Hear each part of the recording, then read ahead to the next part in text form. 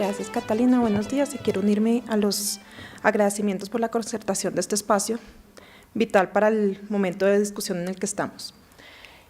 Yo voy a continuar con las consideraciones especiales que han sido parte del debate público en este momento muy importante y por lo tanto nosotros como federación tenemos que tener pues un aporte en esa discusión y son básicamente las recomendaciones sobre el momento de la concepción y sobre interrupción voluntaria del embarazo. Entonces vamos primero cronológicamente con el inicio, con la concepción. ¿Qué recomendación hace el Ministerio de Salud? Voy a hacer una pequeña revisión de lo que tenemos en este momento. Mediante la circular 02 del 7 de enero de 2016, recomienda aplazar los planes de embarazo durante al menos 6 meses, en especial para las mujeres que viven por debajo de los 2.200 metros. En este apartado pues no está esa recomendación, básicamente en consideración a la fase en la cual se encuentra la epidemia, el riesgo existente, se recomienda a todas las parejas habitantes en el territorio nacional no embarazarse durante esta fase. Básicamente. ¿Qué nos dice el documento de la OPS del 25 de enero de este año sobre esa decisión?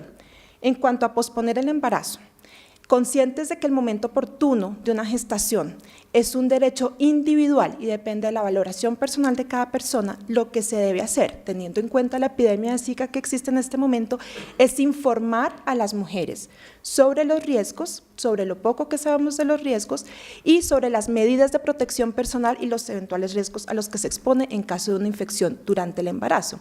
¿Por qué? Porque me lo oirán repetir varias veces durante mi ponencia, aquí la clave es la información y las opciones de forma objetiva. Elementos claves para hacer recomendaciones frente a la concepción, como ya les dije, la información sobre la magnitud del riesgo de malformación. Yo diría sobre lo poco que sabemos sobre la magnitud del riesgo. No sabemos la tasa de transmisión vertical, lo único que sabemos es un aumento muy grande de casos de microcefalia en la presencia de una gran epidemia de Zika en poblaciones en Brasil. Y tenemos la evidencia del hallazgo del virus en tejido fetal de fetos afectados, unas publicaciones de serie de casos en fetos afectados. Es decir, tenemos una evidencia que no es la mejor, seguramente va a ir mejorando con el tiempo, pero siempre estas epidemias empiezan así, con una falta de información y con base en esa información hay que tomar decisiones. Hay que hacer recomendaciones diferenciales según las zonas de riesgo, los comunicados del Ministerio tienen esta recomendación diferencial, no quiere decir que todas las parejas en el territorio nacional deban posponer sus planes de embarazo, quiere decir que las personas que viven en zonas de riesgo deben considerarlo y sopesar los riesgos y que las personas que viven por encima de los 2.200 metros deben tomar las precauciones necesarias de no viajar. Y también deben contener las opciones para evitar el contagio, es decir, la única opción no es aplazar el embarazo, la opción también es pensarlo, tomar el riesgo y tomar todas las prevenciones necesarias para no contagiarse del virus y esto hace parte pues, de las decisiones personales. Por eso, mi conclusión en esta parte es con base en esta información, cada mujer debe decidir si pospone sus planes de embarazo, como bien lo indica la OPS en este caso. ¿Qué implicaciones tiene esto en la práctica y en la vida real? Como ya lo dijo el señor viceministro, esta es una recomendación útil y necesaria, es decir, hay que dar la información necesaria como medida preventiva en al menos la mitad de los embarazos que vamos a observar durante estos periodos. ¿Por qué? Porque menos de la mitad de los embarazos son planeados o no deseados. ¿Qué veo yo aquí? Veo una ventana de oportunidad, como decía el doctor, para trabajar en la prevención del embarazo no deseado. ¿Por qué? Porque la gran mayoría de los embarazos que vamos a ver en este periodo son embarazos no deseados o no planeados. ¿Y en qué podemos trabajar? En la necesidad insatisfecha de anticoncepción y en especial en la información y en el acceso sobre métodos altamente efectivos y esto es métodos de larga duración. Y les pido por favor aquí no interpretar esta parte como que estoy recomendando que se debe planificar por tiempos prolongados, porque no sabemos cuánto va a durar la epidemia y porque además también es una decisión personal.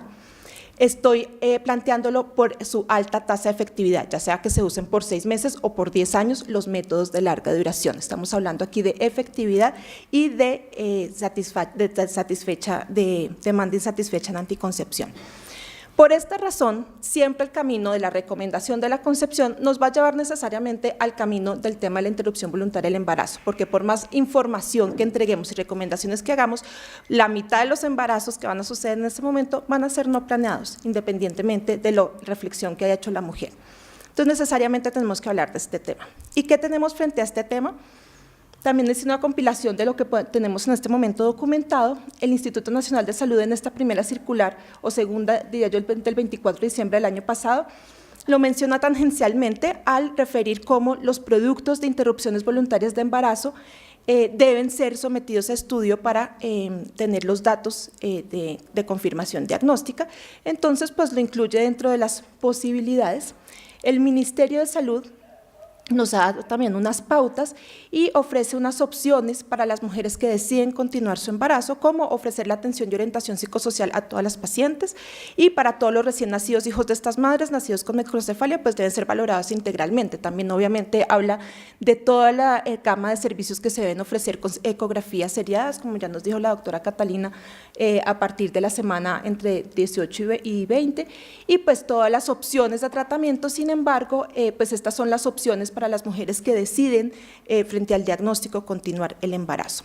¿Qué nos dice el Colegio Americano de Obstetricia y Ginecología, también un ente académico, en su guía provisional para el manejo de pacientes con Zika?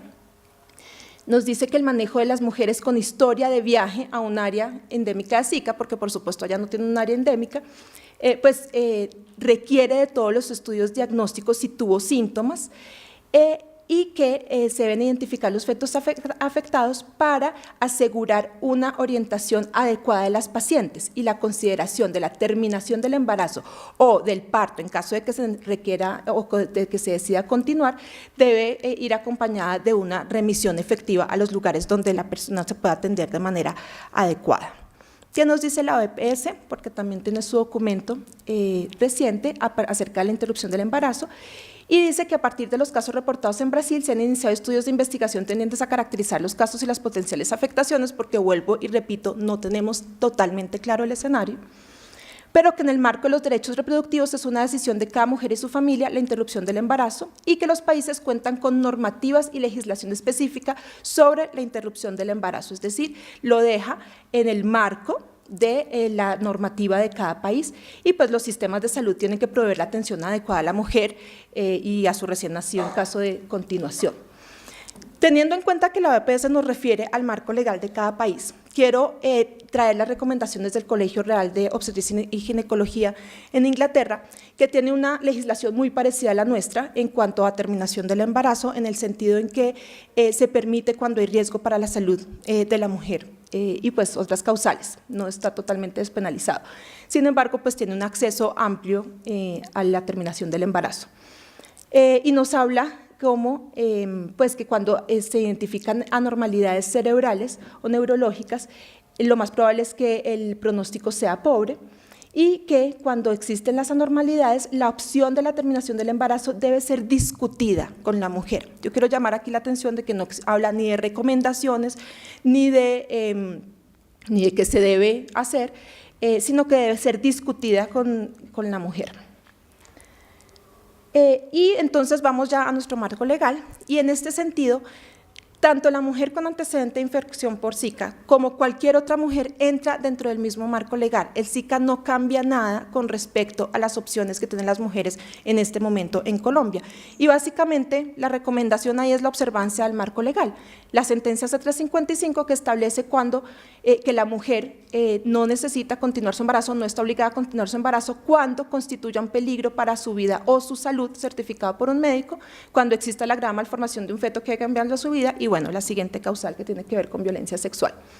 Dentro de ese marco legal tenemos otras ayudas, no solo la sentencia C355, que nos ayudan a interpretar también adecuadamente la norma, y tenemos que tener observancia también de las sentencias que sientan jurisprudencia en este sentido, y son las sentencias T, y hoy quiero traer en especial las sentencias T009 del 2009, que básicamente se trata de una paciente que solicitó una interrupción voluntaria del embarazo y en quien nunca se concretó el riesgo, ya tenía una displasia cervical y finalmente tuvo una curación espontánea de su displasia cervical. Sin embargo, en el momento en que solicitó la interrupción, pues se encontraba en un riesgo que ella no deseaba correr. Y la Corte Constitucional en este respecto nos orienta. Una decisión de tan alta importancia como la de interrumpir un embarazo o continuarlo, cuando este representa riesgo para la vida o la salud de la mujer, es una decisión que puede adoptar únicamente ella, bajo su propio criterio y dentro del respeto de las reglas vigentes, ya que será ella quien deba soportar las consecuencias que se deriven de dicha decisión. Esto nos habla de la valoración del riesgo y en ese sentido FLASOG, la Federación Latinoamericana de Obstetricia y Ginecología, también nos ayuda con su declaración de Santa Cruz en el año 2002, mucho antes de la sentencia C355, que dice que cuando la legislación del país no condena el aborto en los casos de riesgo para la vida y salud de la mujer, como es nuestro caso, la opinión de la mujer sobre cuánto riesgo está dispuesta a correr debe ser el factor determinante en la decisión de interrumpir la gestación. ¿Cuáles son nuevamente los elementos claves para tomar decisiones en cuanto a las recomendaciones o los comunicados que se hagan en este sentido? Vuelvo al marco legal, atenernos al marco legal porque esto no tiene ninguna diferencia con cualquier otra situación de salud. La información tiene que ser objetiva, veraz, clara y completa. Y yo aquí diría que la información tiene que basarse en lo poco que sabemos sobre la epidemia, sus posibles consecuencias y sobre todo las opciones. ¿Ya a qué me refiero acá? Cada mujer tiene que tener la información que necesita en el momento dado. ¿De qué vale que una mujer que está empezando su embarazo y que no tiene Zika sepa que el Zika produce microcefalia? No, ella necesita mucha más información para no tomar decisiones erradas. Ella necesita saber que no todas las mujeres se van a infectar de Zika. Ella necesita saber que no todas las mujeres que se infectan de Zika van a desarrollar microcefalia. Ella necesita saber que no todas las mujeres que tienen infección por Zika y que tienen ecografías normales estamos seguros de que todo va a salir bien porque necesitamos más tiempo para saber qué es lo que está pasando. Desafortunadamente tampoco le podemos dar tranquilidad en cuanto a el trimestre en el cual se infecta y sus consecuencias diferenciales, como si lo sabemos con la rubiola y con otras infecciones que sabemos que en el primero y segundo trimestre tienen más implicaciones y en el tercero menos. Eso no lo tenemos tan claro con el Zika en este momento. ¿Qué quiere decir esto? Que aunque la información es limitada, existe alguna información y que sea limitada no quiere decir que las opciones para las mujeres sean limitadas. Es decir, están ahí las opciones, está la información y todo eso se debe unir en una valoración personal que haga cada persona. Otro elemento clave, el diagnóstico oportuno y yo diría racional. Hay que poner una balanza el tiempo versus las opciones de diagnóstico. A veces tenemos ya un diagnóstico de microcefalia o tenemos ya pues evidencia o una decisión tomada por parte de la paciente y sabemos que las pruebas diagnósticas pueden retrasar el proceso innecesariamente. Entonces sí tenemos que tener a mano todo el arsenal diagnóstico, hay que ofrecer todo el diagnóstico y tratar de llegar al fondo del diagnóstico siempre, pero de una forma racional teniendo en cuenta los recursos que tenemos en cada lugar del país, porque no es lo mismo estar en Bogotá que estar en muchas poblaciones mucho más distantes. Y por último, el elemento clave es la autonomía y es el análisis personal que se hace frente al riesgo y las posibles implicaciones. Con base en estos elementos, la mujer puede decidir si continuar o interrumpir su embarazo. Quiero dejarlos con una reflexión que me pareció interesante para este momento histórico en el que estamos y es este artículo que salió en el Journal de Antropología que se llama Zika y microcefalia, podemos aprender de la historia, y me llamó la atención este párrafo que está aquí resaltado. Y esto viene, perdón el contexto, en la década de los 50, cuando en Francia y en Europa estuvo la epidemia de rubiola, que se sabía que tenía unas consecuencias deleterias, pero tampoco tenían toda la información como nosotros en este momento con Zika, y que además ellos estaban en un marco legal bastante restringido en esa época. Cuando una mujer embarazada con rubiola es consciente de los riesgos y está preparada para afrontarlos, nunca nadie trataría de persuadirla de optar por una terminación. Y aquí voy a que en cuanto a IVE no damos recomendaciones. Nadie le va a recomendar a nadie una interrupción, por supuesto. Pero si se siente incapaz de afrontar la devastadora ansiedad de un embarazo ensombrecido por el temor de un hijo ciego o sordo, rechazar su solicitud es muy difícil y yo diría que en el marco legal nuestro, pues imposible porque estamos frente a un escenario de riesgo. Con esto los dejo y les agradezco su atención y pues nuevamente este espacio.